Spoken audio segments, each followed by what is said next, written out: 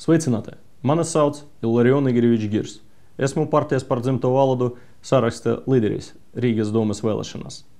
Gribatos uzreiz brīdināt.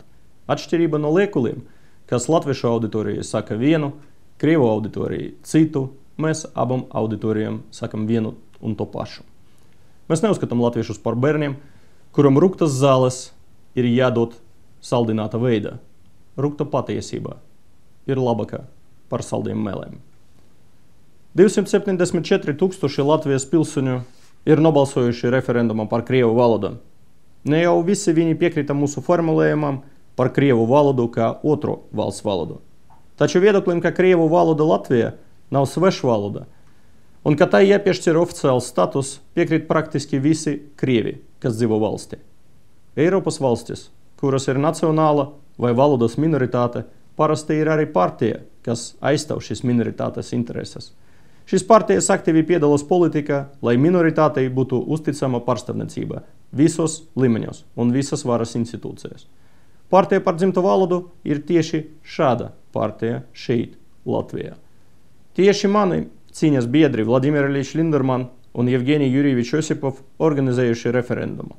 Latvija ir daudznacionāla, divvalodīga, divkopienu valsts.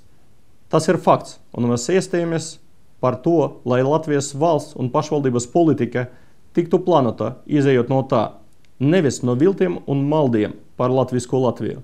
Noliegt šo acīm redzamo apstākli ir bīstami.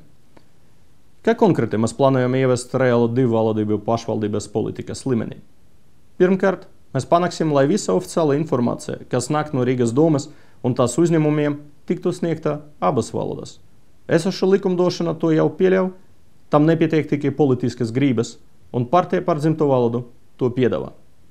Otrkārt, jebkurš cilvēks, kas versisies krievu valoda doma, ir tiesīgs tikt apkalpots savā dzimtajā valodā, un mēs nodrošināsim šīs tiesības ievērošanu. Treškārt, mūsu deputāti uzstāsies domas sēdes gan latviešu, gan krievu valodā. Šāda praksa ir pastāvējusi Latvijā pirms kara laika, varēja uzstāties abas valodas, un mēs to atjaunosim. Ceturtais punkts. Domai ir tiesības iecelt un atbrīvot no amata skolas direktorus. Partija par dzimto valodu darīs visu iespējamo, lai atbrīvotu no darba tos direktorus, kuri faktiski iestājas par krievu skolas pārlatviskošanu. Piektais. Mēs esam par pilnvērtīgu divvalodību. Pilnvērtīga divvalodība ir situācija, kad ne tikai krievi prot latviešu valodu, bet arī latviešu krievu. Tagadējā Rīgas doma ir darījusi labu lietu, atverot latviešu valodas bezmaksas kursus krieviem. Taču jāspēr nākamais solis. Jāatver krievu valodas bezmaksas kursus latviešiem. Sestais. Mēs vēlamies padarīt Rīgu par krievu valodas mācību centru Eiropas Savienībā. Krievu valoda ir viena no starptautiskas saziņas pamatvalodām un viena no ANO oficiālajām valodām, un Eiropa tā kļūst arvien pieprasītākā. Un kura Eiropas iedzīvotājs varas labāk apgūt krievu sarunu valodu, ja ne Latvijā?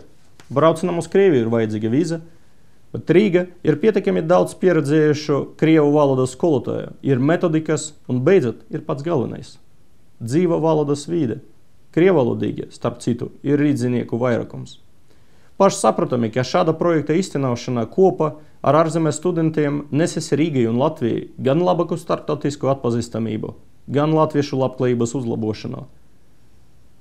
Komfortabla valodas vide ir nemazāk svarīga cilvēkam nekā sadzīves komforts. Ne tikai latviešiem, bet arī krieviem un latgaļiem Latvijai ir jābūt sajūta, ka viņi dzīvo savā dzimtajā zemē, nevis ārvalstīm.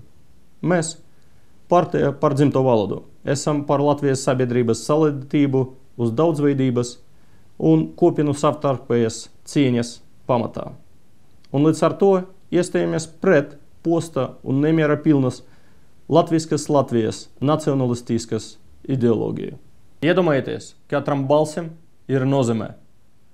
Diez vai jūs to tagad sapratīsiet, bet es tomēr ceru.